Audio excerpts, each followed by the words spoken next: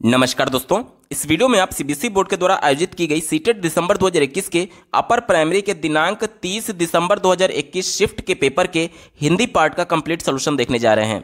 CBSE board के द्वारा CTET दिसंबर 2021 के अपर प्राइमरी के कुल 22 शिफ्टों में पेपर का आयोजन किया गया था, जिसमें से ये 9वें शिफ्ट के हिंदी पेपर को आप देख रहे हैं। अगर आप सभी शिफ्टों के कंप्लीट पेपर सॉल्यूशन के साथ साथ सीटेट अपर प्राइमरी और प्राइमरी में पूछे जाने वाले सभी सब्जेक्ट्स के कंप्लीट पेडागोजी को डिटेल में पढ़ना चाहते हैं तो इस वीडियो के समाप्त होने के बाद से इस वीडियो का डिस्क्रिप्शन जरूर चेक करिएगा। और अगर आप चैनल पर पहली बार विजिट कर रहे हैं तो इसको सब्सक्राइब करते हुए बेल आइकन को जरूर प्रेस कर लीजिएगा सीटेट, यूपी टेट और सुपर टेट की बेहतरीन तरीके से तैयारी करने के संदर्भ में। चलिए दोस्तों, आज की इस महत्वपूर्ण वीडियो को शुरू करते हैं। दोस्तों, प्रश्न संख्या 91 से 99 तक दिए गए पैराग्राफ पर आधारित पूछा गया था। पैराग्राफ के प्रश्नों को सॉल्व करने की सबसे अच्छी विधि यह है कि सबसे पहले आप एक बार प्रश्नों पर नजर डाल लीजिए, उसके बाद जब आप पैराग्राफ पढ़ेंगे तो तुरंत आपको उसका उत्तर क्लिक करेगा। साथ ही एक फायदा ये होता है कि कई बार क्या होता है, हमारे पास ऑनलाइन परीक्षा में समय की कमी होती है और हमें पैराग्राफ पढ़ने का समय ही नहीं मिलता है। तो अगर आप डायरेक्टली पैराग्राफ पर जाएंगे तो 2 से 3 प्रश्न ग्रामर बेस आधारित पूछे जाते हैं, जिसको सॉल्व करने के लिए पैराग्राफ पढ़ने की आवश्यकता ही नहीं होती है। तो वो 2 से 3 प्रश्नों को हम लोग डायरेक्टली सॉल्व कर पाएंगे और हमारा समय भी बचेगा। चलिए डायरेक्टली प्रश्नों पर चलते हैं। पहला प्रश्न पूछा गया है, गद्यांश के अनुसार गंगा की डॉल्फिन का प्रवास किसके अनुसार होता है। बात करेंगे प्रश्न संख्या 92 की, गंगा की डॉल्फिन का सूस नाम क्यों रखा गया है। अगला प्रश्न पूछा गया है, गंगा की डॉल्फिन मानसून के मौसम में क्या करती है। 94 नंबर का प्रश्न आप अपने स्क्रीन पर देखिए, क्या पूछा गया है। गद्यांश के अनुसार गंगा की डॉल्फिन 30 सेकेंड और 120 सेकेंड के बीच पानी की सतह पर सांस लेने के लिए आती है, क्योंकि। इसके बाद से बात करेंगे प्रश्न संख्या 95 की, गद्यांश के अनुसार निम्नलिखित में से कौन सा कथन सत्य है। 96 नंबर का प्रश्न पूछा गया था, देखिए, सतह पर तैरते समय कभी कभी हवा में उछलती है, वाक्य में रेखांकित शब्द क्या है। देखिए, ये एक ग्रामर आधारित प्रश्न है जिसे सॉल्व करने के लिए आपको पैराग्राफ पढ़ने की आवश्यकता ही नहीं थी, ठीक है। तो इसका उत्तर क्या हो जाएगा, देखिए, कभी कभी इसकी पुनरावृत्ति हुई है इस शब्द की, इस वजह से ये पुनरुक्त शब्द होगा। क्या हो जाएगा, पुनरुक्त शब्द। इसका बिल्कुल सटीक जवाब है, ऑप्शन नंबर 1 सही उत्तर होगा। चलिए बात करेंगे प्रश्न संख्या 97 की। आप स्क्रीन पर देख पा रहे होंगे, दिया गया है, इसमें गंगा का पर्यायवाची शब्द कौन सा है। तो देखिए, कालिंदी और यमुना जो है ये दोनों यमुना के पर्यायवाची होते हैं, ठीक है। और हमसे गंगा का पूछा गया तो ये दोनों तो होगा नहीं। सरिता नदी का पर्यायवाची होता है, तो ये भी हमारा उत्तर नहीं होगा। एक ही विकल्प बचा, भागीरथी। भागीरथी किसका पर्यायवाची है, गंगा का, और यही हमसे पूछा गया था। ऑप्शन नंबर 3 यहां पर बिल्कुल सटीक जवाब हो जाएगा। चलिए बढ़ते अगले प्रश्न की तरफ। 98 नंबर का प्रश्न पूछा गया था, पानी के भीतर ही तेज गति से तैरती हुई आगे बढ़ती है, रेखांकित शब्द क्या है। ध्यान से देखिएगा, रेखांकित शब्द को अगर मैं हटा देता हूं तो इसका अर्थ पढ़िए, पानी के भीतर तेज गति से तैरती हुई आगे बढ़ती है। और अब मैं ही लगा देता हूं, अब ही को लगाते हुए पढ़िए, पानी के भीतर ही तेज गति से तैरती हुई आगे बढ़ती है। क्या इसके अर्थ में कोई परिवर्तन हुआ? अर्थ में कोई भी परिवर्तन नहीं हुआ, लेकिन ही लगाने से जो बात कही जा रही है उस पर जोर पड़ रहा है, उस पर दबाव देकर के बोला जा रहा है। यानी कि जब किसी बात को प्रभावशाली ढंग से जोर देकर के कहना होता है तो वहां पर ही यहां पर इसलिए यूज किया गया है, जोर देने के लिए। और ऐसा कोई भी शब्द जिसका अपना कोई अकेले में अस्तित्व नहीं है, जैसे कि ही, अगर आप लोग अकेले केवल यूज करेंगे तो ही का क्या अर्थ है, कुछ अर्थ नहीं है। लेकिन जब किसी वाक्य के साथ इसको जोड़ दिया जाए और वाक्य पर जोड़ पड़े, दबाव पड़े, तो इसे हम लोग निपात कह रहे होते हैं। देखिए ऑप्शन नंबर 2 निपात इसका बिल्कुल एप्रोप्रिएट जवाब हो जाएगा, ठीक है। एक बार मैं फिर से रिपीट कर दे रहा हूं, ऐसा कोई भी शब्द जिसका अपना कोई अर्थ ना निकले, अर्थपूर्ण अर्थ ना निकले, लेकिन जब किसी वाक्य में जोड़ देने पर उस वाक्य में दबाव बने, उस वाक्य में जोड़ पड़े, उस अर्थ के सेंस में उस वाक्य के अर्थ पर जोड़ पड़े, तो उसे हम लोग निपात कह रहे होते हैं, ठीक है। ऑप्शन नंबर 2 बिल्कुल सटीक जवाब हो जाएगा। इस पर आधारित अंतिम प्रश्न पूछा गया था, ज्ञात का विलोम शब्द है, तो ज्ञात का विलोम क्या हो जाएगा, अज्ञात हो जाएगा। ऑप्शन नंबर 1 यहां पर बिल्कुल सटीक जवाब हो जाएगा। देखिए दोस्तों, टोटल इस पर आधारित 9 प्रश्न थे, जिसमें से पैराग्राफ को बिना पढ़े 4 प्रश्नों को हमने देख लिया। अब सिर्फ 5 प्रश्न बाकी हैं, तो ये फायदा होता है डायरेक्टली पैराग्राफ पढ़ने से पहले प्रश्नों को पढ़ने का, ठीक है। चलिए अब बाकी के प्रश्नों को सॉल्व करने के लिए हमें पैराग्राफ पढ़ना ही पड़ेगा, तो एक बार जल्दी से पैराग्राफ को पढ़ लेते हैं। कहा जा रहा है कि गंगा की डॉल्फिन मौसम के अनुसार प्रवास करती है। एक प्रश्न हमसे पूछा गया था कि गंगा की डॉल्फिन किसके अनुसार प्रवास करती है, तो हमें इसका उत्तर पहले ही लाइन में मिल गया कि मौसम के अनुसार प्रवास करती है। ठीक है, यह मानसून के मौसम में नदियों के ऊपर चढ़ती है और मुख्य नदी से इसकी सहायक नदियों में आ जाती है। एक प्रश्न यह भी पूछा गया था कि मानसून के मौसम में जो डॉल्फिन होती है वो क्या करती है, तो देखिए मुख्य नदी से इसकी सहायक नदियों में आ जाती है। दो उत्तर हमें मिल चुका, एक तो मौसम और दूसरा मुख्य नदी से सहायक नदी में आना। आगे पढ़िए, वर्षा के समाप्त हो जाने पर नदियों में पानी कम हो जाता है, अतः यह मुख्य नदी में वापस लौट जाती है। गंगा की डॉल्फिन अपनी चोंच जैसा लंबा थुथुन पानी के बाहर निकाल कर तैरती है अथवा पानी के भीतर ही तेज गति से तैरती हुई आगे बढ़ती है। यह स्तनपायी जीव है तथा फेफड़ों से सांस लेती है। तो यह भी एक प्रश्न का उत्तर होगा, फेफड़ों से सांस लेती है। आगे आपको जब प्रश्न में दिखाऊंगा तो आपको और ज्यादा क्लियर होगा। आगे देखिए, अतः इसे सांस लेने के लिए अपना थुथुन पानी से बाहर निकालना पड़ता है। सामान्यतः 30 सेकंड से 120 सेकंड के मध्य पानी की सतह पर सांस लेने के लिए आती है। इसके सांस छोड़ने पर सू सू की तेज आवाज आती है, इसलिए इसे सूंस कहते हैं। एक प्रश्न हमसे पूछा गया था कि जो गंगा की डॉल्फिन होती है उसे सूंस क्यों कहते हैं, तो क्योंकि ये सांस लेने के लिए जब पानी की सतह पर ऊपर आएगी तो सू सू की आवाज आती है, इसलिए इसे सूंस कहते हैं। ठीक है, एक उत्तर हमें मिल गया। आगे पढ़िए, यह पानी की सतह पर तैरते समय कभी कभी हवा में उछलती है, फिर छपाक की आवाज करती हुई पानी की सतह पर गिरती है। इसके इस व्यवहार का अध्ययन करने पर यह ज्ञात हुआ कि यह केवल हवा में उछल सकती है। सामान्य डॉल्फिन बोतलनुमा नाक वाली डॉल्फिन के समान गंगा की डॉल्फिन करतब नहीं दिखा सकती, यानी गंगा की जो डॉल्फिन है वो उछल नहीं सकती और ये सभी करतब नहीं दिखा सकती। ये पूरा पैराग्राफ हो गया। अब इस पर आधारित जो हमारे बचे हुए प्रश्न है उसको जल्दी से देख लेते हैं। पहला प्रश्न पूछा गया था, गंगा के गद्यांश के अनुसार गंगा की डॉल्फिन प्रवास किसके अनुसार होता है, तो प्रवास मौसम के अनुसार होता है। पहले ही लाइन में इसका उत्तर दिया गया था, ऑप्शन नंबर 2 इसका बिल्कुल सटीक जवाब हो जाएगा। बढ़ते हैं अगले प्रश्न की तरफ। दिया गया गंगा की डॉल्फिन का सूंस नाम क्यों रखा गया है, तो ये देखिए पैराग्राफ में मेंशन किया गया था कि यह सांस छोड़ने में सू सू की आवाज निकालती है, इसलिए इसे सूंस नाम रखा गया। ठीक है, तो सांस छोड़ने में सू सू की आवाज निकालती है इसलिए सूंस कहा जाता है। ऑप्शन नंबर 1 बिल्कुल सटीक जवाब है। 93 नंबर का प्रश्न पूछा गया था, गंगा की डॉल्फिन मानसून के मौसम में क्या करती है, तो मानसून के मौसम में मुख्य नदी से सहायक नदी की ओर चली जाती है। ये पैराग्राफ में मेंशन किया गया था। ऑप्शन नंबर 2 बिल्कुल सटीक उत्तर है। 94 नंबर का प्रश्न आप अपने स्क्रीन पर देख पा रहे। देखिए पूछा गया था, गद्यांश के अनुसार गंगा की डॉल्फिन 30 सेकेंड और 120 सेकेंड के बीच पानी की सतह पर सांस लेने के लिए आती है, क्योंकि यह फेफड़ों से सांस लेती है। ठीक है, ऑप्शन नंबर 2 इसका बिल्कुल एप्रोप्रिएट जवाब हो जाएगा। बढ़ते हैं आगे के प्रश्न की तरफ। 95 नंबर का प्रश्न पूछा गया था, गद्यांश के अनुसार निम्नलिखित में से कौन सा कथन सत्य है। देखिए पढ़ लेते हैं जल्दी से। सभी प्रजातियों की डॉल्फिन हवा में करतब दिखा सकती है, तो ये गलत है, क्योंकि गंगा वाली जो डॉल्फिन है वो करतब नहीं दिखा सकती, अंतिम लाइन में मेंशन किया गया था। दूसरा दिया गया, केवल गंगा की डॉल्फिन हवा में करतब दिखा सकती है, तो ये भी गलत है, गंगा की डॉल्फिन करतब नहीं दिखा सकती। तीसरा दिया गया, गंगा की डॉल्फिन के सिवाय डॉल्फिन की अन्य प्रजातियां हवा में करतब दिखा सकती है, तो ये बिल्कुल सही है। चौथा देखिए, डॉल्फिन की सभी प्रजातियां पानी की सतह के अंदर श्वसन करती हैं, तो ये विकल्प निगेटिव है, क्योंकि ये फेफड़ों से सांस लेती हैं और स्तनधारी होने की वजह से इनको ऊपर आना पड़ता है। जिस प्रकार से मनुष्य पानी के अंदर सांस नहीं ले सकता, वो तैरते हुए भी ऊपर आता है, उसी प्रकार से डॉल्फिन भी ऊपर आती है। ठीक है, फेफड़े की वजह से। तो ऑप्शन नंबर 3 यहां पर केवल पॉजिटिव हो गया पैराग्राफ के अनुसार। ऑप्शन नंबर 3 इसका बिल्कुल सटीक जवाब हो जाएगा। देखिए दोस्तों, ये 5 प्रश्न हमने देख लिया पैराग्राफ पर आधारित, और 4 प्रश्नों को जो ग्रामर बेस आधारित है पहले ही हमने देख लिया। दोस्तों प्रश्न संख्या 100 से 105 तक दिए गए कविता पर आधारित पूछा गया था। कविता के प्रश्नों को भी डायरेक्टली हम लोग देखेंगे, उसके बाद कविता पढ़ करके इसका उत्तर ढूंढने की कोशिश करेंगे। पहला प्रश्न दिया गया है, पद्यांश के अनुसार दुनिया कैसी नहीं है। ठीक है, चलिए अगला प्रश्न पूछा गया है, दुनिया को असह्य क्यों कहा गया है। 102 नंबर का प्रश्न आप अपने स्क्रीन पर देख पा रहे होंगे। पूछा गया था, दुनिया के सच सुंदर के असह्य होने की बात किसने कही है, किसने किससे कही है। ठीक है, आगे दिया गया है, किन शब्दों के माध्यम से दुनिया के सुख दुखों की ओर संकेत किया गया है। 104 नंबर का प्रश्न पूछा गया है, टुकुर टुकुर का उदाहरण है। टुकुर टुकुर किसका उदाहरण है, ध्यान से देखिएगा। ये एक ग्रामर आधारित प्रश्न है, जिसको सॉल्व करने के लिए आपको कविता पढ़ने की आवश्यकता ही नहीं है। देखिए टुकुर टुकुर में क्या है, एक ही शब्द 2 बार रिपीट हुआ है, यानी कि ये तो कंफर्म हो गया कि पुनरुक्त है, और पुनरुक्त के साथ साथ युग्म में है, यानी जोड़े में है, तो पुनरुक्त शब्द युग्म इसका बिल्कुल सटीक जवाब हो जाएगा। विकल्प नंबर 3 इसका बिल्कुल सही उत्तर है। इस पर आधारित जो अंतिम प्रश्न पूछा गया था 105 नंबर का, देखिए आप अपने स्क्रीन पर देख पा रहे होंगे। सच का विलोम शब्द क्या है? तो सच का विलोम क्या हो जाएगा? झूठ हो जाएगा। देखिए असत्य मत लगा दीजिएगा, क्योंकि असत्य जो होता है वो सत्य का विलोम होता है, और प्रश्न में हमसे सच पूछा गया तो सच का झूठ हो जाएगा। ठीक है, ऑप्शन नंबर 2 बिल्कुल सटीक जवाब है। देखिए 6 प्रश्न टोटल इस कविता पर आधारित पूछे गए थे। 2 प्रश्नों को हमने बिना कविता पढ़े ही उत्तर निकाल लिया। ये फायदा होता है डायरेक्टली प्रश्नों पर जाने का। ठीक है, चलिए अब बाकी के प्रश्नों को सॉल्व करने के लिए हमें कविता पढ़नी पड़ेगी। जल्दी से कविता को पढ़ लेते हैं।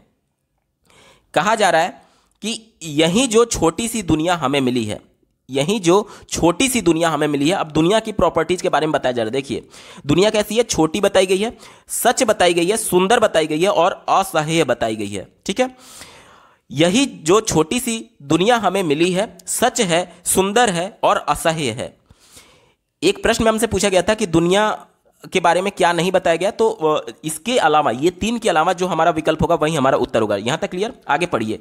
यही संभाले नहीं संभलती है, यही भरी है इतने हर्ष से, यही द्रवित है इतने विषाद से। हर्ष मतलब कि सुख और विषाद मतलब कि दुख। एक प्रश्न में हमसे पूछा गया था कि सुख और दुख किस युग्म से उत्तर छांटना था आपको, तो आपको हर्ष और विषाद वाला हमारा सही हो जाएगा। आगे देखिए, अपने बगल में टुकुर टुकुर ताकती गिलहरी से कहा फूल ने। ठीक है, चलिए आगे देख लेते हैं।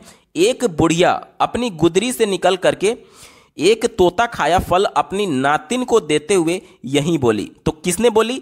किसको? एक प्रश्न पूछा गया था कि किसने किससे बोली दुनिया के बारे में, तो नातिन को बोली। और किसने बोली? नातिन नतनी क्या किसकी नतनी होती है? नानी की नतनी होती है, यानी नानी ने बोली नतनी से। ये सही उत्तर हो जाएगा। चलिए अब इस पर आधारित प्रश्नों को देख लेते हैं। पहला प्रश्न जो पूछा गया है कि पद्यांश के अनुसार दुनिया कैसी नहीं है। देखिए सुंदर की बात की गई थी, तो ये तो हमारा उत्तर नहीं होगा क्योंकि हमसे नहीं पूछा गया है। छोटी भी बात की गई थी, असह्य भी बात की गई थी, लेकिन सह्य की बात नहीं की गई थी। तो पैराग्राफ पद्यांश के अनुसार ऑप्शन नंबर 3 सही नहीं है, और यही हमसे पूछा गया था कौन सा सही नहीं है, तो ऑप्शन नंबर 3 बिल्कुल सटीक जवाब हो जाएगा। बात करेंगे 101 नंबर प्रश्न की। दिया गया है, देखिए आप अपने स्क्रीन पर देख पा रहे होंगे, 101 नंबर का प्रश्न है, दुनिया को असह्य क्यों कहा गया है? क्योंकि दुनिया दुखों के कारण की वजह से इसको असह्य कहा गया है। विकल्प नंबर 2 बिल्कुल सटीक जवाब हो जाएगा गद्यांश पद्यांश के अनुसार। ठीक है, अगला प्रश्न पूछा गया था 102 नंबर का।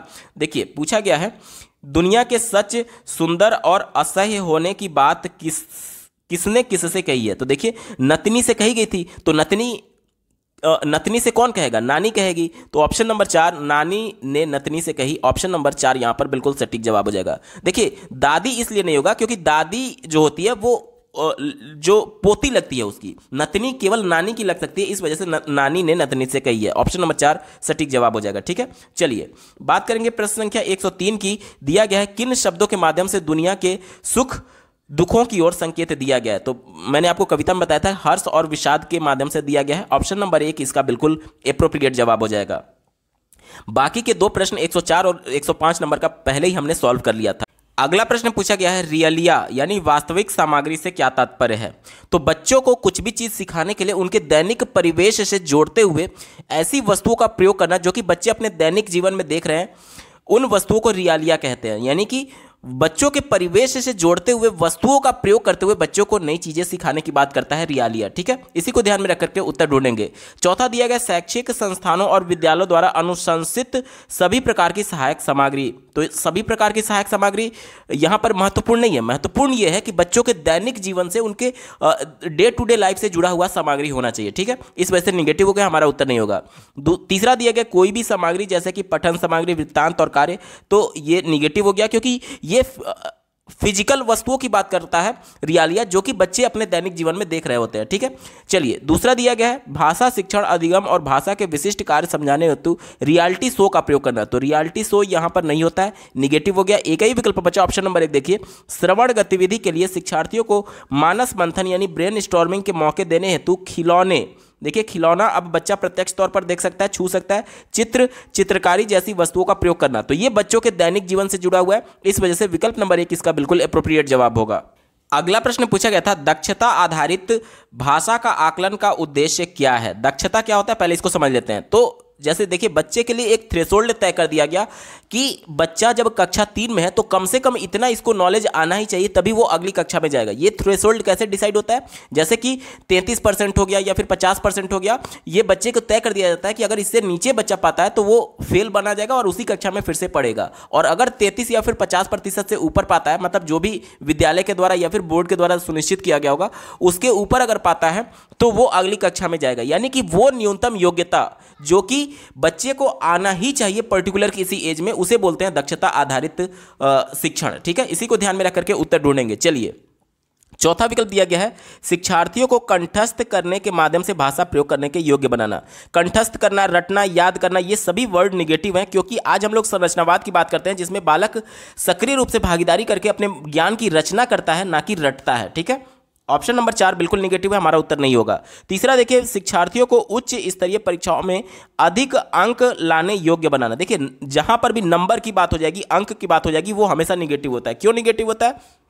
क्योंकि देखिए शिक्षा का जो सर्वोच्च उद्देश्य होता है वो बच्चों के शिक्षण का उनके दैनिक जीवन में, उनके व्यवहारिक जीवन में वो परिलक्षित कर पाए उन गुणों का, ये इसका सबसे जो प्रमुख उद्देश्य होता है। नंबर पाना कभी भी उद्देश्य नहीं होता है, क्योंकि नंबर बच्चे रट करके भी पा सकते हैं, तो रटना कहीं से भी अधिगम नहीं होता है। इस वजह से जहां पर भी नंबर की बात करें, अंक की बात करें, वो हमेशा निगेटिव ही होगा। ठीक है, चलिए, पहला विकल्प दिया गया शिक्षार्थियों को सटीकता के दृष्टिकोण से भाषा पर अधिकार प्राप्त करने योग्य बनाना। सटीकता यानी कि बिल्कुल एक्यूरेट करने की बात की जा रही है। तो बच्चा मान लीजिए प्राइमरी स्तर का है तो वो धीरे धीरे ही सीखेगा ना। अब बच्चा जब पहली बार भाषा का प्रयोग कर रहा है तो आप उससे एक्सपेक्ट नहीं कर सकते कि वो बिल्कुल ग्रामेटिकली सही बोले, अल्फाबेटिकली सही बोले या फिर प्रोनाउंसिएशन बिल्कुल सही करे। बच्चा धीरे धीरे प्रयास के माध्यम से ही सीखेगा। अचानक से उससे आप एकदम से मास्टरी की उम्मीद नहीं कर सकते, सटीकता की उम्मीद नहीं कर सकते, इसलिए निगेटिव हो गया। एक ही विकल्प बच्चा ऑप्शन नंबर 2 देखिए, शिक्षार्थियों को सामाजिक और पेशेवर स्थितियों में भाषा का इस्तेमाल करने योग्य बनाना। यानी कि अभी मैंने आपको बोला कि भाषा, देखिए लैंग्वेज की कक्षा में क्या होता है कि भाषा का सर्वोच्चतम उद्देश्य ये होता है कि बच्चा अपने उस लैंग्वेज का प्रयोग कर पाए अपने दैनिक जीवन में, जैसे पेशेवर यानी कि कोई बिजनेस कर रहा है, या फिर सामाजिक जीवन में उस लैंग्वेज का प्रयोग कर पाए। ठीक है, यही होता है दक्षता, यानी वो न्यूनतम योग्यता बच्चे में आ जाए कि बच्चा उस लैंग्वेज के माध्यम से कम्युनिकेट कर पाए। ठीक है, ऑप्शन नंबर 2 यहां पर बिल्कुल एप्रोप्रिएट है, यही इसका सटीक जवाब होगा। अगला प्रश्न पूछा गया है, निम्नलिखित में से कौन से 2 विद्यालय आधारित आकलन के प्रमुख उद्देश्य हैं। देखिए 2 प्रकार के आकलन हो सकते हैं। एक तो जैसे कि आपका विद्यालय किसी बोर्ड से एफिलिएटेड है, जैसे कि यूपी बोर्ड हो गया या फिर सीबीएसई बोर्ड हो गया, आईसीएसई बोर्ड हो गया। और एक ये हो सकता है कि आपका विद्यालय बिल्कुल ऑटोनोमस है, यानी कि स्वायत्त संस्था है, जैसे कि आप बीटेक कॉलेज में देखते होंगे या फिर कई यूनिवर्सिटीज़ देखते होंगे जो कि किसी से एफिलिएटेड नहीं होते, वो स्वायत्त संस्था होती है, सेल्फ एक तरीके से एफिलिएटेड होती है। ठीक है, तो उन्हीं को ध्यान में रख करके हमें उत्तर ढूंढना है कि इसका जो 2 विद्यालय आधारित आकलन के क्या उद्देश्य होते हैं, ये हमसे पूछा जा रहा है। ठीक है, चलिए, पहला दिया गया, यह अध्यापक और शिक्षार्थियों की स्वायत्तता को समुन्नित करता है। स्वायत्तता यानी कि ऑटोनोमस, यानी कि वह दूसरे पर निर्भर नहीं है, खुद पर स्वतंत्र है वो विद्यालय। तो ये बात तो बिल्कुल सही है, जब किसी बोर्ड से या फिर किसी इंस्टीट्यूशन से, किसी यूनिवर्सिटी से एफिलिएटेड नहीं है तो जाहिर सी बात है ऑटोनोमस हो गया वो विद्यालय आधारित मूल्यांकन, इसलिए ये पॉजिटिव है, हमारा उत्तर होगा। दूसरा कहा जा रहा है कि यह विद्यालय को अपने ही स्तर पर योजना बनाने के अवसर देता है। बिल्कुल सही बात है। जैसे कि मान लीजिए कोई एफिलिएटेड कॉलेज है किसी, जैसे मान लीजिए आप डीएलएड का एग्जाम्पल ले लीजिए, तो डीएलएड के उत्तर प्रदेश के जितने डीएलएड कॉलेज हैं वो क्या है, वो एससीईआरटी से और पीएनपी से एफिलिएटेड हैं। तो एससीईआरटी या फिर पीएनपी जो एग्जाम शेड्यूल जारी करेगी, सभी कॉलेज उसी को फॉलो करते हैं। लेकिन कोई एक ऐसा विद्यालय, जो कि डीएलएड की बात मैं नहीं कर रहा, जो कि स्वायत्त संस्था है, जैसे बीएड में कई ऐसे यूनिवर्सिटीज हैं उत्तर प्रदेश में भी जो कि खुद से ही एनसीटी से अप्रूव होते हैं और किसी से एफिलिएटेड नहीं होते, यानी खुद से स्वायत्त होते हैं। तो वो अपने एग्जाम का शेड्यूल खुद जारी करते हैं, अपने करिकुलम का पाठ्यक्रम खुद तैयार करते हैं और सभी चीज़ों को खुद तैयार कर रहे होते हैं। तो वही कहा जा रहा है कि ऐसे विद्यालय जो विद्यालय आधारित आकलन करते हैं वो क्या करते हैं, अपने ही स्तर पर योजना बनाने का अवसर देता है। ये बात बिल्कुल पॉजिटिव है, हमारा उत्तर होगा। तीसरा देखिए क्या कहा जा रहा है, यह विद्यालय को परीक्षा बोर्ड की सत्ता के बारे में जानकारी देता है। बोर्ड की सत्ता यानी कि अभी मैं आपको बता रहा था, जैसे कि पीएनपी हो गया, एससीईआरटी हो गया, ये बोर्ड हो गया। ठीक है, तो ये बोर्ड की सत्ता के बारे में जानकारी नहीं देता है। जब ऑटोनोमस है, जब विद्यालय अपने ही स्तर पर केवल एफिलिएटेड है, तो वो बोर्ड की बात कहां करेगा, तो ये तो नेगेटिव हो गया ना।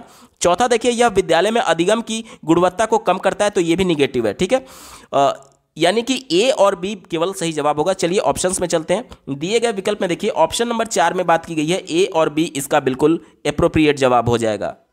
अगला प्रश्न पूछा गया था, लेखन की प्रक्रिया आधारित उपागम से शिक्षार्थी को किस तरह मदद मिलती है। देखिए प्रक्रिया उपागम क्या होता है। देखिए बच्चे को लेखन प्रक्रिया के दौरान कई चरणों से होकर के गुजरता है। जब बच्चा अपने मौलिक विचारों को लिख करके अभिव्यक्त करना चाहता है तो सबसे पहले किस टॉपिक के बारे में लिखना चाहता है उसको लेकर के उसके माइंड में ब्रेन स्टॉर्मिंग होती है, जिसे मानसिक उद्वेलन बोलते हैं। हिंदी में विचारों की उत्तेजना बोल सकते हैं। यानी कि किस टॉपिक के बारे में लिखना है, सबसे पहले बच्चे के माइंड में वो विचार आएगा, यानी उत्तेजना जन्म लेती है। उसके बाद से एक मोटा मोटी बच्चा आउटलाइन तैयार कर रहा होता है, अपनी बाउंड्रीज सेट कर रहा होता है कि जैसे देखिए भारत की पॉपुलेशन की समस्या को लेकर के एक पूरी किताब भी लिखी जा सकती है, 500 शब्दों में एक निबंध भी लिखा जा सकता है और उसको समराइज करते हुए एक छोटे से पैराग्राफ में भी उसको समराइज किया जा सकता है। तो ये बाउंड्री हो गया कि हमें कितना लिखना है, यानी एक पूरे किताब भर का कंटेंट लिखना है या फिर एक चैप्टर भर का या फिर एक पैराग्राफ भर का। तो ये बाउंड्री सेट करता है आउटलाइन में। ठीक है, मोटा मोटी हम लोग आउटलाइन तय कर रहे होते हैं। उसके बाद से ड्राफ्टिंग होता है। ड्राफ्टिंग में क्या होता है कि किस टॉपिक में कौन सा हेडिंग यूज करेंगे, कौन सा सब हेडिंग यूज करेंगे, ये ड्राफ्टिंग में तय होता है। उसके बाद से क्या होता है कि हम लोग चेकिंग कर रहे होते हैं कि जो चीज़ें हमने ड्राफ्ट तैयार किया क्या वो एप्रोप्रिएट है, एक्यूरेट है। अगर हमें महसूस होता है कि उसमें संशोधन की आवश्यकता है तो फिर से उसमें करेक्शन भी किया जाएगा और अंत में फाइनल ड्राफ्टिंग होती है। तो ये क्या है, ये सभी चरण से होकर के हम लोग गुजर रहे हैं, प्रोसेस से होकर के गुजर रहे हैं, इसीलिए लेखन का प्रक्रिया उपागम बोला जाता है। ठीक है, तो ये बोला जा रहा है कि ये बच्चों के किस प्रकार से मदद करता है। तो चूंकि ये चरण दर चरण होता है, इस वजह से ऑप्शन नंबर 2 में देखिए बात किया गया, शिक्षार्थी को अच्छा लेख लिखने के लिए कई चरणों से गुजरना पड़ता है। इसका बिल्कुल एप्रोप्रिएट जवाब हो जाएगा ऑप्शन नंबर 2 बिल्कुल सही उत्तर है। अगला प्रश्न पूछा गया है, एक शिक्षार्थी विमर्श के किसी विषय को सुनते समय उस पर स्कीमा सृजित करने के लिए मुख्य बिंदुओं का इस्तेमाल करती है और निष्कर्ष निकालती है। वह किस श्रवण युक्ति का इस्तेमाल कर रही है। ध्यान से समझिएगा, जब भी किसी टॉपिक पर किसी विषय पर बात किया जा रहा है तो एक बच्ची जो है, एक शिक्षार्थी जो है, वो उसको ध्यानपूर्वक सुनती है और उस बात में कुछ मेन पॉइंट्स को वो हाईलाइट करती है और उसके माइंड में उस मेन पॉइंट से जुड़े हुए कुछ स्कीमा बने होंगे। जैसे देखिए किसी भी टॉपिक पर बात किया जाता है तो जैसे हम लोग जैसे भी बात कर रहे हैं कि माननीय प्रधानमंत्री जी, तो प्रधानमंत्री जी का हमारे एक तरीके से माइंड में इमेज बना हुआ है। इमेज यानी कि स्कीमा हो गया। स्कीमा क्या होता है कि कोई भी एक, जिस प्रकार से आपके मोबाइल में फोल्डर्स होते हैं, विभिन्न अलग अलग फाइल्स को एक्सेस करने के लिए अलग अलग एक्सटेंशन वाले फाइल के लिए अलग अलग स्टोरेज होते हैं, जैसे कि MP3 गाने का अलग, वीडियो क्लिप्स का अलग, कॉन्टैक्ट लिस्ट का अलग, सबका अलग अलग फोल्डर बना हुआ है उनके एक्सटेंशन के हिसाब से। उसी प्रकार से प्रत्येक वस्तु या फिर व्यक्ति या फिर जो भी चीज़ बच्चा देख रहा होता है उसका एक इमेज उसके माइंड में बन जाता है और जब वो अगली बार उसी इमेज को या फिर उसी व्यक्ति को या फिर उसी वस्तु को दोबारा देखता है तो उनके स्कीमा, जो माइंड में उसका इमेज बना हुआ था, उससे कंपैरिजन करके वो चीज़ों को पहचान पा रहा होता है। ये सभी के साथ होता है, बच्चों के साथ, बड़ों के साथ, सबके साथ होता है। इसी की बात की जा रही है स्कीमा को सृजित करना, यानी जिस भी टॉपिक पर बात किया जा रहा था, जिस भी विषय पर बात किया जा रहा था, उससे जुड़े जो टॉपिक्स, जो मुख्य बिंदु आ रहे हैं, उनसे जुड़े हुए स्कीमा को एक्टिवेट करने की बात की गई है। ठीक है, और इसका इस्तेमाल करती है और निष्कर्ष निकालती है। देखिए जो भी टॉपिक पर बात किया जा रहा होगा उसमें छोटे छोटे पॉइंट्स को निकाल करके और फाइनल जो उसका आउटकम है, निष्कर्ष पर वो पहुंच रही है। तो ये कहा जा रहा है कि वह किस श्रवण युक्ति का इस्तेमाल कर रही है। तो देखिए छोटे छोटे पॉइंट्स को मिलाकर के मेन पॉइंट तक पहुंचने की बात की जा रही है। छोटे छोटे पॉइंट्स को मिलाकर के मेन पॉइंट, जैसे कि मैं यहाँ पर एक वर्ड लिखता हूँ मोटिवेशन। ध्यान से देखिएगा, मैंने एक वर्ड लिखा मोटिवेशन। तो मोटिवेशन कितने प्रकार का हो सकता है, आप कहेंगे एक तो इंटरनल हो सकता है और दूसरा क्या हो सकता है, एक्सटर्नल हो सकता है। ठीक है, उसके बाद से इंटरनल में भी कई उदाहरण हो सकते हैं, एक्सटर्नल में भी कई उदाहरण हो सकते हैं। तो हमसे क्या बोला गया था कि बातचीत के दौरान मुख्य बिंदुओं को इस्तेमाल करना, यानी छोटे छोटे पॉइंट्स, मुख्य बिंदुओं को हाईलाइट किया जा रहा है और इससे वो निष्कर्ष निकाल रही है। निष्कर्ष क्या निकाल रही है कि किस टॉपिक पर बात किया जा रहा है। निष्कर्ष क्या है, मोटिवेशन पर बात किया जा रहा था। तो ये नीचे से ऊपर चलने की बात हो रही है ना, क्योंकि छोटे छोटे बिंदु तो ये हो जाएंगे और मेन पॉइंट क्या हो जाएगा, मोटिवेशन हो जाएगा। तो नीचे से ऊपर चलने की बात की जा रही है, यानी बॉटम अप युक्ति का ये एग्जांपल है। ऑप्शन नंबर 4 इसका बिल्कुल एप्रोप्रिएट जवाब होगा। अगला प्रश्न पूछा गया है, वे शब्द क्या कहलाते हैं जिन्हें हमने विभिन्न संदर्भों में प्रयोग करने के लिए सीखा है। यानी कि शब्दों का प्रयोग हम लोग कब कर सकते हैं, या तो बोलने में कर सकते हैं या तो लिखने में कर सकते हैं। देखिए प्रयोग करने के लिए बोला गया है, देखिए प्रयोग करने के लिए बोला गया है, ठीक है, और शब्दों के बारे में बोला जा रहा है। तो शब्दों का प्रयोग हम लोग कब कर सकते हैं, जैसे कि मैं बोल रहा हूं तो मैं शब्दों का प्रयोग कर रहा हूं। आप अपने मोबाइल में मेरे ऑडियो को सुन रहे होंगे तो आप शब्दों का प्रयोग नहीं कर रहे हैं, आप शब्दों को रिसीव कर रहे हैं। मैं शब्दों को बोल रहा हूं या फिर बोलते समय या फिर लिखते समय, जैसे मैंने यहां लिखा एक शब्द नीरज, तो ये शब्द लिख करके मैंने इसका प्रयोग किया। अब आप अपने स्क्रीन पर नीरज शब्द को लिखते हुए देख रहे हैं, तो आप इस शब्द को रिसीव कर रहे हैं, ना कि प्रयोग कर रहे हैं। तो प्रयोग के लिए सीखा गया तो वो कौन सा होता है, उसे हम लोग सक्रिय शब्द संपदा कहते हैं। यानी कि देखिए, बोलते समय या फिर लिखते समय, बोलते समय या फिर लिखते समय ही मैं शब्दों का प्रयोग कर रहा हूं, और इस समय मैं सक्रिय हूं, इसलिए इसे सक्रिय शब्द संपदा कहते हैं। ठीक है, ऑप्शन नंबर 1 इसका बिल्कुल एप्रोप्रिएट जवाब हो जाएगा। अगला प्रश्न पूछा गया है, निम्नलिखित में से कौन सा काव्य का अंग नहीं है, यानी कि कौन सा कविता काव्य पद्यांश का अंग नहीं है, ये हमसे पूछा जा रहा है। उपमा अलंकार, ये तो अलंकार तो होता है काव्य में, तो ये तो हमारा उत्तर नहीं होगा, क्योंकि हमसे पूछा गया है कौन सा नहीं होता है।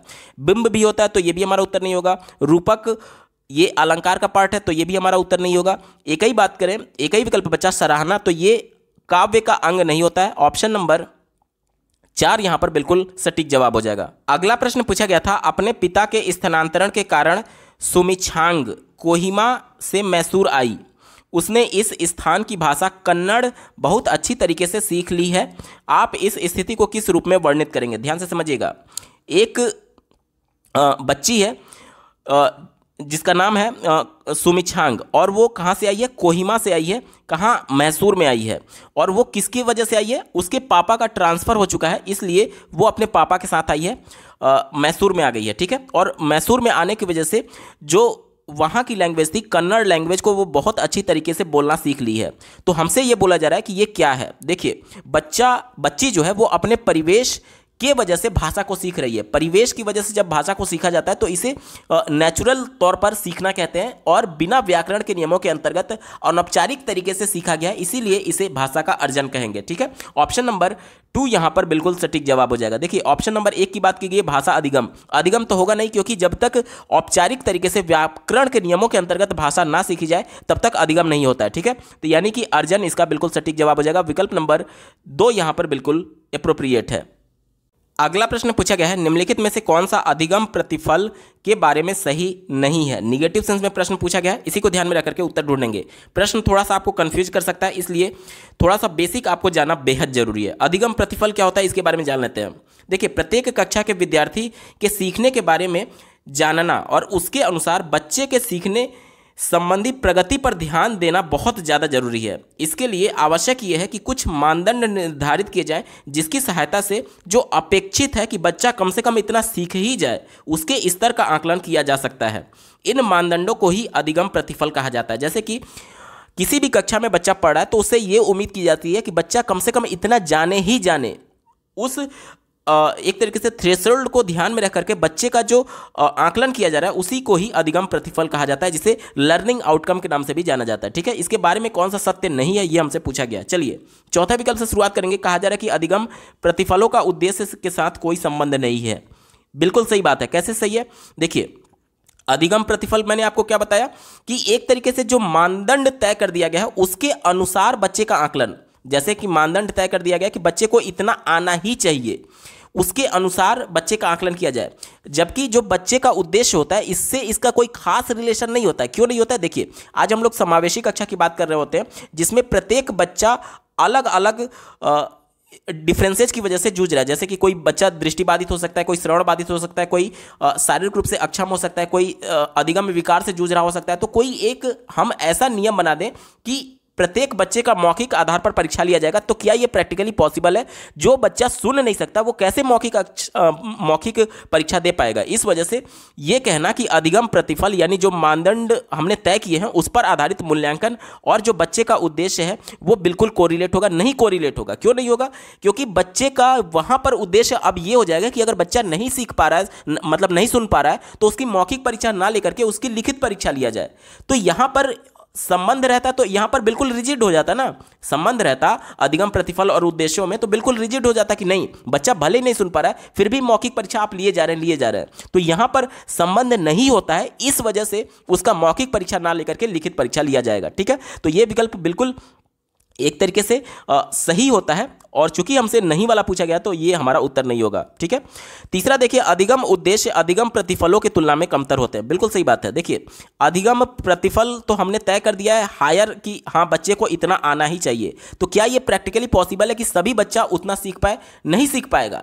जो दृष्टिबाधित है वो कहां तक सीख पाएगा उतना, मतलब कि दृष्टिबाधित वो चीजों को देख ही नहीं पा रहा है, तो उसके लिए थोड़ा सा लिमिटेशंस हो गया ना। या फिर मान लीजिए कोई डिसलेक्सिया से जूझ रहा है, तो आम बच्चे के समान जो उसका प्रतिफल हमने तय कर दिया कि बच्चे को इतना आना ही चाहिए। अब बच्चे को पढ़ने में ही अक्षमता है, तो कहां उसका उतना लेवल तक हो पाएगा जितना हमने उसके लिए डिसाइड किया था आम बच्चों के साथ। इसलिए यह कहा जाता है कि अधिगम उद्देश्य जो होता है, यानी बच्चे का जो उद्देश्य है वो अधिगम प्रतिफल से कम होता है। यह बात भी बिल्कुल पॉजिटिव हो गई। इस वजह से हमारा उत्तर नहीं होगा। क्यों? क्योंकि हमसे निगेटिव सेंस में पूछा गया था। दूसरा देखिए, अधिगम प्रतिफल अधिक उद्देश्यों की तुलना में कहीं अधिक ऊंचे स्तर के हैं। बिल्कुल सही बात है।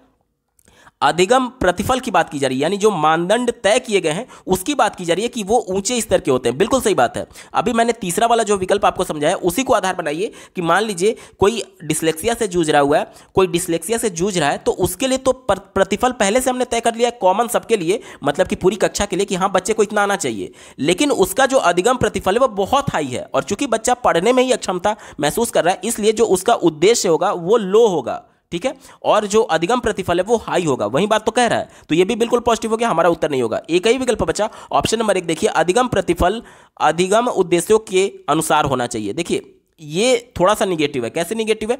कहा जा रहा है कि अधिगम प्रतिफल यानी बच्चे का जो मानदंड है, बच्चे के लिए जो मानदंड हमने तय किया है कि बच्चे को इतना आना ही चाहिए, कहा जा रहा है कि अधिगम उद्देश्यों के अनुसार होना चाहिए। अगर ऐसा होगा तो बच्चे के लिए हम मानक ही नहीं तय कर पा रहे हैं कि बच्चे को कितना सिखाना है। बच्चा जितना सीख रहा है उसी के अनुसार आप सिखाने की केवल बात कर रहे हैं।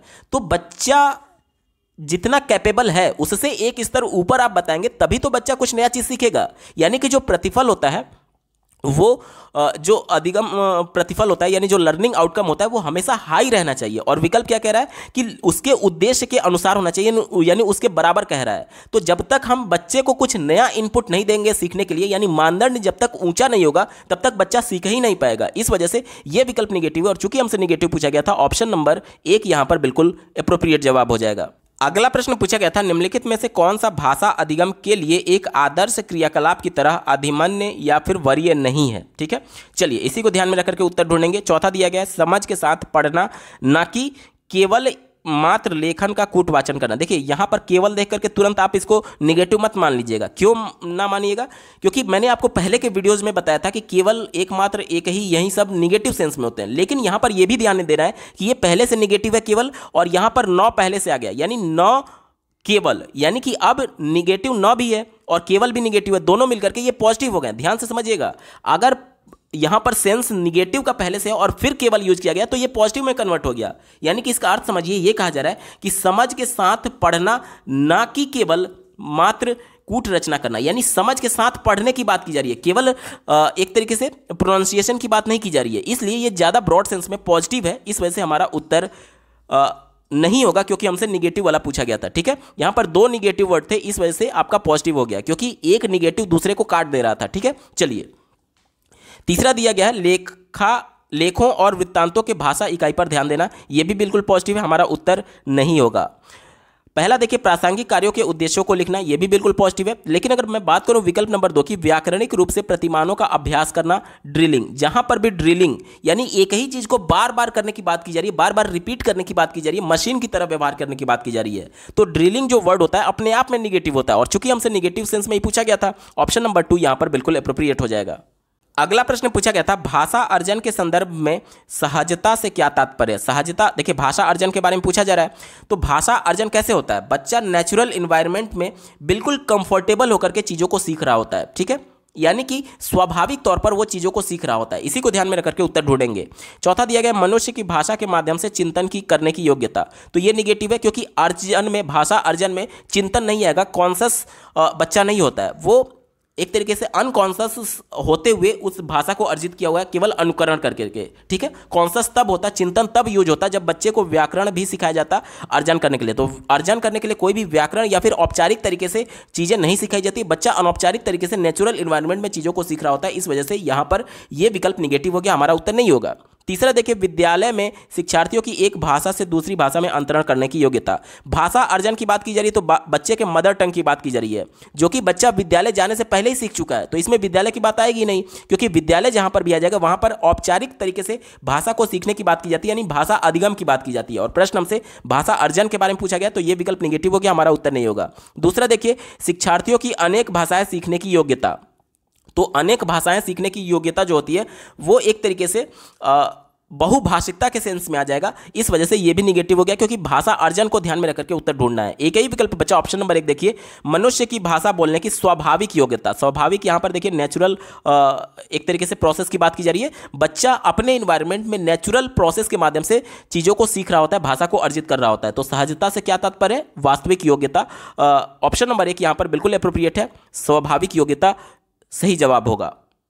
अगला प्रश्न पूछा गया था, ट्रांस लैंग्वेजिंग से क्या तात्पर्य है? देखिए, लैंग्वेजिंग ये लैंग्वेज से जुड़ा हुआ है और ट्रांसलेशन से जुड़ा हुआ है। ट्रांसलेशन का मतलब होता है अनुवाद और लैंग्वेज मतलब होता है भाषा, यानी कि कोई भी कॉन्सेप्ट बच्चे को सिखाना है तो उसकी मदर टंग में ट्रांसलेट करके बताने की बात की जा रही है, बच्चे की मातृभाषा में बताने की बात की जा रही है, ये होता है ट्रांस लैंग्वेजिंग। इसी को ध्यान में रख करके उत्तर ढूंढेंगे। चौथा विकल्प दिया गया है, द्विभाषी शिक्षण के माध्यम से बच्चों को एक भाषा से दूसरी भाषा में अंतरण। तो ये नहीं होता है, एक भाषा से दूसरी भाषा में अंतरण नहीं होता है, उसे कोड स्विचिंग बोलते हैं। ध्यान से समझिएगा, जैसे मैं आपको एक बात बता रहा हूं, ध्यान से समझिएगा। मैं यहां से मैं उदाहरण शुरू कर रहा हूं, ध्यान से समझिएगा। मैं आपको सीटेट की तैयारी करा रहा हूं।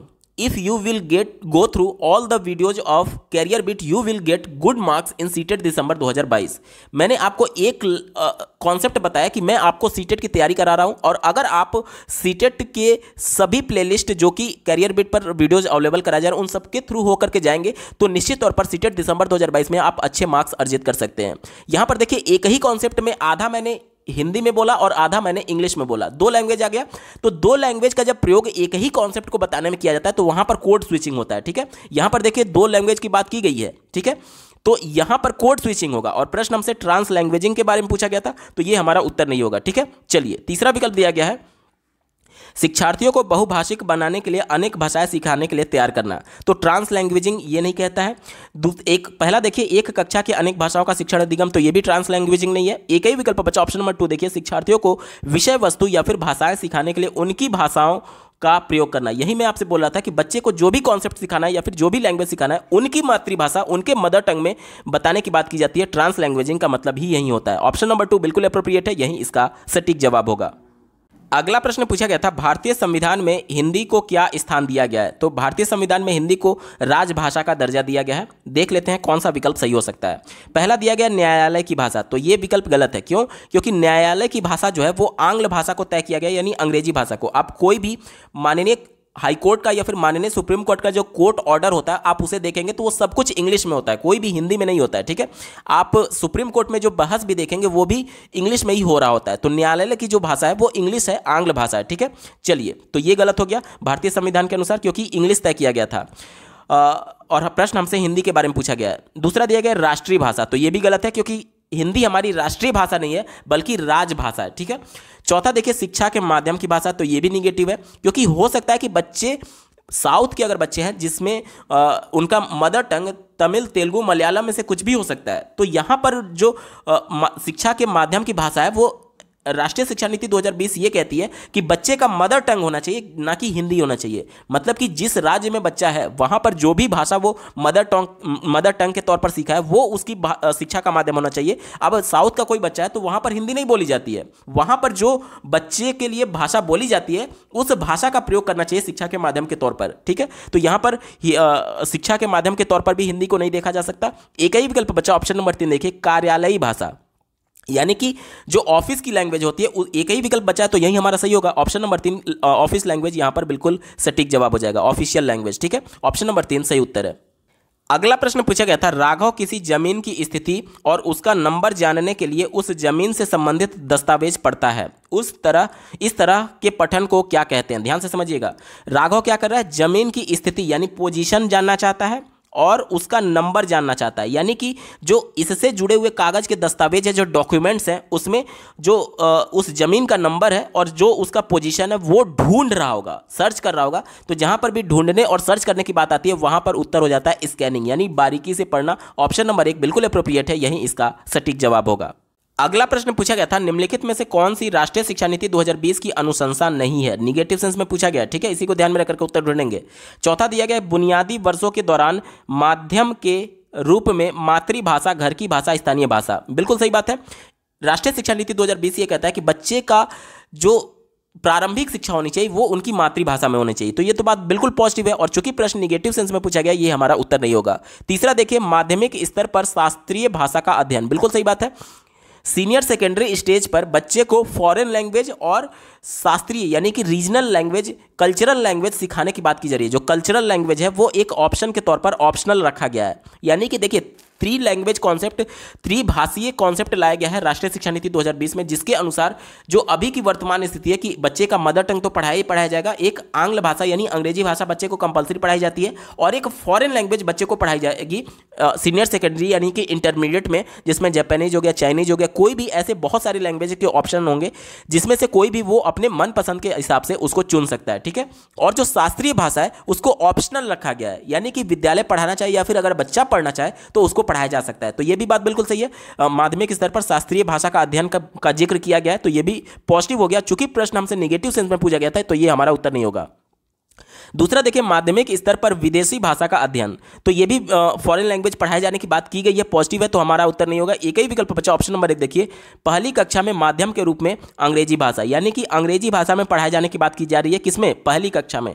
तो ये विकल्प निगेटिव है, क्योंकि बच्चों को प्राथमिक स्तर पर उनके मदर टंग में पढ़ाए जाने की बात की जाती है। अब बच्चे का अगर अंग्रेजी मदर टंग नहीं है तो जाहिर सी बात है उसको समस्या होगी, इस वजह से ये निगेटिव है। और चूंकि प्रश्न हमसे निगेटिव सेंस में पूछा गया था, ऑप्शन नंबर 1 इसका बिल्कुल एप्रोप्रिएट जवाब हो जाएगा।